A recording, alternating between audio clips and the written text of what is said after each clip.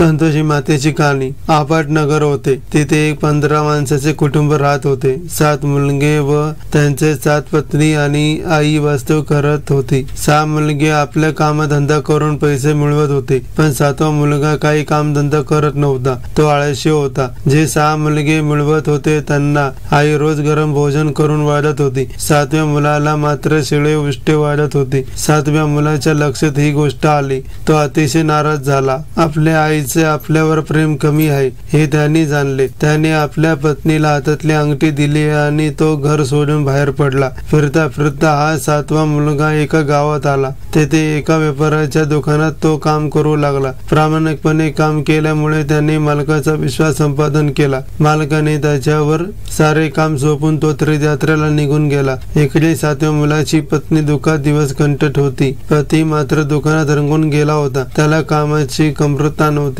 बघता बघता 12 वर्ष निघून गेले। एके दिवशी लाकडाची मोळी आणण्यासाठी 7 मुलाची पत्नी रानात गेली होती। त्यावेळी तिला संतोषी मातेचे व्रत करणाऱ्या काही स्त्रिया दिसल्या। त्यावेळी तिने विचारले, बायांनो, तुम्ही हे काय करता? कोणत्या देवीची पूजा करताय? हे व्रत केल्याने काय प्राप्त होते? व्रत करणाऱ्यापैकी एक स्त्रीने म्हणाली, आम्ही हे संतोषी मातेचे व्रत करीत आहोत। या व्रतामुळे दुःख गरिबी नाहीशी होते, आपली संकटे दूर होऊन आपणास यश प्राप्त होते। त्यावेळी ती म्हणाली, माझी हे व्रत करण्याची इच्छा आहे, तरी आपण मला हे व्रत समजून सांगा। तेव्हा ती स्त्री म्हणाली, आपल्या ऐपतीप्रमाणे गुळ व हरभरे आणावेत। दर शुक्रवारी संतोषी देवीची मनापासून पूजा करावी, तिला प्रार्थना करावी, त्या दिवशी उपवास करावा, संतोषी मातेची कहाणी करावी। ऐकणारा कोणी न भेटल्यास तुपाचे निरंजन लावून कहाणी सांगावी। आपले काम पूर्ण होईपर्यंत दर शुक्रवारी संतोषी मातेचे व्रत करावे, त्यानंतर व्रताचे उद्यापन करावे। हे ऐकून तिने लाकडाची मोळी विकली, त्याचे 4 पैसे आले।